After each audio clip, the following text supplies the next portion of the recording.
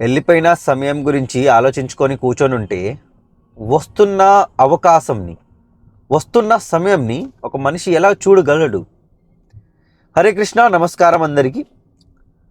వాస్తవంకి మనందరితో ఉన్న ప్రాబ్లం ఏంటంటే, ఒక వెళ్ళిపోయిన మనిషి, ఒక వెళ్ళిపోయిన సమయం, లేకపోతే ఒక వెళ్ళిపోయిన ఆపర్చునిటీ గురించి ఆలోచించుకొని కూర్చుండిపోతాం. మేబీ ఏడిస్తే, మేబీ దాని గురించి ఎక్కువ ఆలోచిస్తే దేవుడు మా ఏడుపుని చూసి మన పైన దయ చూపించి మనం కోల్పోయింది మనకి తిరిగి ఇచ్చేస్తాడేమో అని మనుషుల్లో ఒక చిన్న పాయింట్ ఆఫ్ వ్యూ అనేది ఉంటుంది, ఒక నమ్మకం అనేది ఉంటుంది. ఇది తప్పు, వాళ్ళకి కూడా తెలుసు. ఎవరైతే ఇలాగ ఆలోచిస్తారో వాళ్ళకి కూడా తెలుసు. బట్ ఏం చేస్తాం, మనుషులం కదా. మనందరం దేవుడిలా చూడం. దేవుణ్ణి ఎలా చూస్తామంటే, మనం చెప్పిన ప్రతీది దేవుడు వింటాడు, మనకి ప్రతిసారి దేవుడు దీవిస్తాడు అనుకుంటాం. దానివల్లే దేవుడు దీవించినప్పుడు మేము ఇంకా భక్తిని పెంచేస్తాం. అదే మనం అనుకున్నది జరగకపోతే దేవుణ్ణి ప్రశ్నిస్తాం. యాక్చువల్లీ ఈ టాపిక్ ఎందుకు తీసానంటే, నా లైఫ్లో కూడా నేను చాలా తప్పులు చేశాను.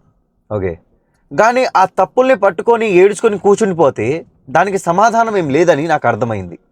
ఈ మాట మీకు కూడా అర్థమై ఉంటుంది, బట్ చాలామందికి అర్థం అవ్వట్లేదు. వాళ్ళ కోసమే ఈ వీడియో. మహాభారతంలో కురుక్షేత్ర యుద్ధం రణభూమిలో ఒకసారి ఏమైందంటే, అర్జునుడు ఇంకా కృష్ణుడు వేరే వైపు నుంచి పోరాడడానికి వెళ్ళారు. ఓకే, అలాంటి సమయంలో పంచ పాండవుల నుంచి ఒక అర్జునుడు వెళ్ళిపోయాడు కృష్ణుడితో వేరే వైపు నుంచి పోరాడడానికి. ఆ పంచ పాండవుల్లో ఇంకా నలుగురు మిగిలేరు. అలాంటి టైంలో వాళ్ళకి ఏం తెలిసిందంటే, కౌరవులు చక్ర వ్యూహంని వాళ్ళ రణనీతిలో తెస్తున్నారు. దీనివల్ల ఏం ప్రాబ్లం అంటే, చక్ర వ్యూహంలో ఏ సైనికుడు దూరినా బయటికి రాలేడు, తప్పిపోతాడు, కన్ఫ్యూజ్ అయిపోతాడు. బట్ ఈ చక్ర వ్యూహంకి అంటే ఎలాగా నాశనం చేయాలో, దీనిలో లోపలికి వెళ్ళి జాగ్రత్తగా బయటికి ఎలా రావచ్చో, ఈ ఒక్కటి అర్జునుడికే తెలుసు, ఇంకెవ్వరికి తెలీదు. బట్ అలాంటి సమయంలో అర్జునుడు అక్కడ లేడు. అక్కడ ఎవరున్నారు? పంచపాండవుల్లో నలుగురే ఉన్నారు. బట్ అప్పుడే అర్జునుడు కొడుకు అభిమన్యు, నాకు తెలిసి వాళ్ళకి ఆ టైంలో 16 or 17 ఏజే అయ్యి ఉంటుంది. ఓకే, వాళ్ళు ముందుకొచ్చి చెప్పారు, వాళ్ళ అందరికీ అంటే పెద్ద నాన్న అలాగా అవుతారు కదా, నేను వస్తాను. అప్పుడు యుధిష్ఠిరుడు ఏమంటారంటే, నువ్వు చిన్న పిల్లోడివి, నీకు దీని గురించి తెలియదు, ఎందుకు ఇలాగా నువ్వు సాహసం చూపిస్తున్నావు, నీ రక్తం ఇప్పుడు చాలా వేడిలో ఉంటుంది అని చాలా చెప్పారు. అప్పుడే అభిమన్యు ఏం చెప్పాడంటే, నాకు చక్రవ్యూహం లోపలికి ఎలాగ వెళ్ళాలో నాకు తెలుసు, కానీ నాకు దాని నుంచి బయటికి రావడం ఎలాగో నాకు తెలియదు. అది విన్న యుధిష్ఠిరుడు ఒక మాట అడిగాడు, అసలు నీకు లోపలికి వెళ్ళడం ఎవరు నేర్పించారని చెప్పారు. అప్పుడు అభిమన్యు చెప్పాడు, నాకు మా తండ్రి నేర్పించారు. సో అప్పుడే యుధిష్ఠిరుడు అడిగాడు, మీ తండ్రి నీకు ఎప్పుడు నేర్పించారు? మా తండ్రి నన్ను డైరెక్ట్గా నేర్పించకుండా నా తల్లిని నేర్పిస్తున్నప్పుడు నేను అది వినేశాను. అంటే తల్లి కడుపులో ఉన్నప్పుడే మా తండ్రి మా తల్లికి నిద్ర పట్టాలని చక్రవ్యూహంని ఎలాగా అంటే దాని లోపలికి ఎలాగ వెళ్ళాలి, బయటికి ఎలా రావాలి అది చెప్తున్నప్పుడు నేను విన్నాను.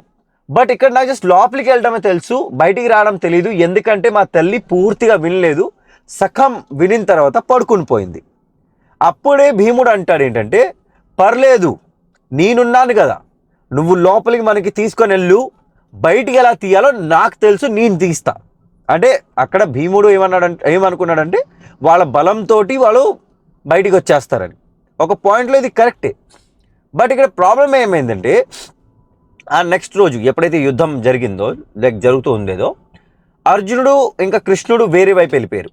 ఓకే, బట్ వీళ్ళందరూ ఎవరైతే మిగతా వాళ్ళు ఉన్నారో ఆ చక్రవ్యూహంలోకి వెళ్ళినప్పుడు అభిమన్యు ఒక్కడే వెళ్ళగలిగాడు. ఓకే, ఒక్కడు లోపలికి వెళ్ళిపోయాడు.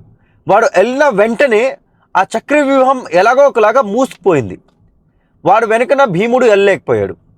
అభిమన్యుడు దాని లోపలికి వెళ్ళాడు, పోరాడాడు, బట్ చనిపోయాడు.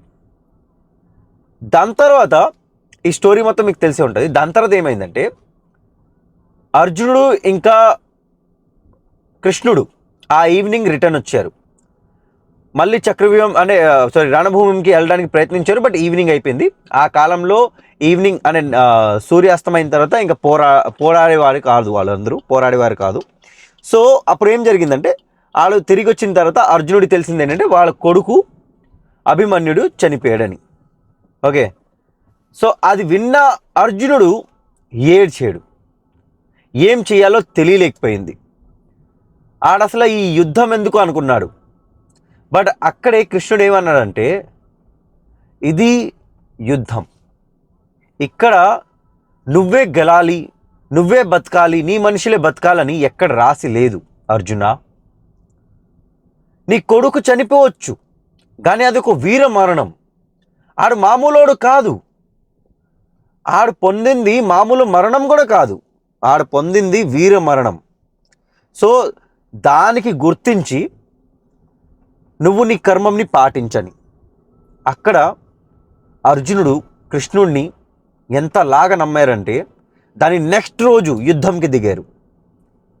దానిలో వాళ్ళు కూడా అవకాశం వచ్చింది, వాళ్ళు కూడా వాళ్ళ రివెంజ్ అంటారో లేకపోతే ప్రతీకారం అంటారో తీసుకున్నారు. సో ఈ స్టోరీ నేను మీకు ఎందుకు చెప్తున్నానంటే, చూడండి, మనం అర్జునుడు అంత వీరుడు లేకపోతే అంత వాట్ ఇట్ కాల్డ్ వారియర్ కాదేమో, బట్ మనం కృష్ణుడికి భక్తులం. అట్లీస్ట్ కృష్ణుడు చెప్పిన మాటలు మనం వినొచ్చు. ఓకే, కృష్ణుడు ఏం చెప్తున్నారంటే, ఈరోజు నీకు బాధ అనిపించవచ్చు, కానీ ఒక సంవత్సరం తర్వాత నువ్వు ఎప్పుడైతే దీన్ని దాటేసి ఒక సంవత్సరం అయిపోద్దో, ఆ సంవత్సరం తర్వాత దీన్నే గుర్తు తెచ్చి నువ్వు నవ్వుతావు పార్థ. ఈరోజు ఈ నొప్పి, ఈ బాధ, ఒక మనిషి వదిలేసేయడానికి ఒక బాధ, ఒక ఆపర్చునిటీ పోయిందని ఒక బాధ నీ మనసులో చాలా గట్టిగా ఉండొచ్చు. బట్ ఒక రోజు వస్తుంది, ఒక సమయం వస్తుంది, దీన్ని గుర్తించే నువ్వు ఒక మాట చెప్తావు ఏంటంటే, మంచిదైంది, ఆ సమయంలో అలా జరిగింది, అందుకే నా జీవితం ఇప్పుడు ఇలాగ ఉంది. చూడండి, మీ లైఫ్లో ఎప్పుడైనా పాస్ట్లో చాలా జరుగుంటాయి. ఓకే, స్కూల్ డేస్లో, కాలేజ్ డేస్లో చాలాసార్లు జరుగుంటాయి. మీకు కావాల్సిన వస్తువు, మీకు కావాల్సిన మనిషి, లేకపోతే ఏదో ఒక చిన్న ప్రాబ్లం, పెయిన్ మీకు ఆ టైంలో చాలా బాధగా. నేను ఒక పాయింట్ చెప్తాను. ఓకే, నా కాలేజ్ డేస్లో నాకు మా టీచర్ ఏమంచో ఒకసారి గట్టిగా తిట్టేశారు క్లాస్ రూమ్లో. ఓకే, అది ఆ రోజు నాకు చాలా బాధ అనిపించింది. చిన్నపిల్లవాడిని చాలా బాధ అనిపించింది. కానీ అదే ఈరోజు మా ఫ్రెండ్స్తో నేను అది కథలుగా చెప్పుకుంటా. చూడరా, నేనంతా అంటే బద్మాస్ గాడినో, నేనంతా మొండిగాడినో, ఆ టీచర్ ఏమంచో నన్నే తిట్టారు, మీలో ఎవడు కూడా తిట్టలేదు అని నేను నవ్వుతాను దానిపైన. సో దీని పరంగా మీరేం అర్థం చేసుకోవాలంటే, ఈరోజు నొప్పిగా అనిపించవచ్చు. ఓకే, బట్ ఈ నొప్పి రేపటి మీకు తయారు చేస్తుంది, అది గుర్తుపెట్టుకోండి. ఓకే, ఒక వీరుడు కానీ ఒక మనిషి కానీ నొప్పి తెలియకపోతే వాడి క్యారెక్టర్ మారడు. అలాగే మనందరం మూవీస్కి వెళ్తాం కదా, మూవీస్కి వెళ్ళినా మహేష్ బాబు మూవీ లేదా పవన్ కళ్యాణ్ మూవీ, ఏ మూవీకి వెళ్ళినా కూడా అక్కడ హీరోని చూస్తాం, ఆ స్టోరీని మన స్టోరీ అనుకుంటాం, మనం మెయిన్ క్యారెక్టర్, మనం హీరో. ఇప్పుడు మిత్రమా, నువ్వు హీరో అవ్వాలంటే హీరో పడాల్సిన బాధలు కూడా పడాలి కదా.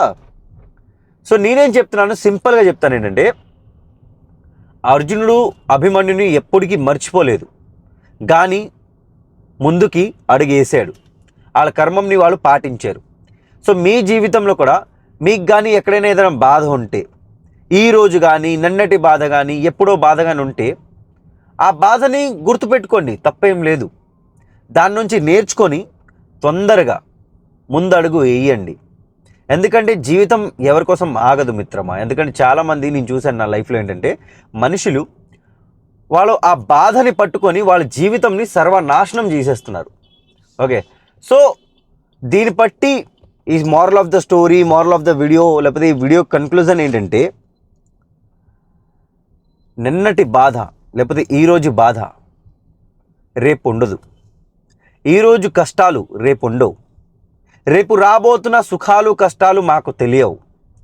మనకి తెలిసింది ఏంటంటే, ఇప్పుడు ఇక్కడ ఉన్న ఈ సమయంని ఎలా గడపాలంటే, నెక్స్ట్ సెకండ్ మనం చచ్చిపోయినా కూడా మనం గర్వంగా చచ్చిపోవాలి. ఇది అర్థం అవడం కొద్దిగా కష్టమే, బట్ ఇది అర్థమయ్యేదాకా. జై శ్రీకృష్ణ, హరే కృష్ణ, రాధే రాధే, జయ జగన్నాథ్. Stop recording.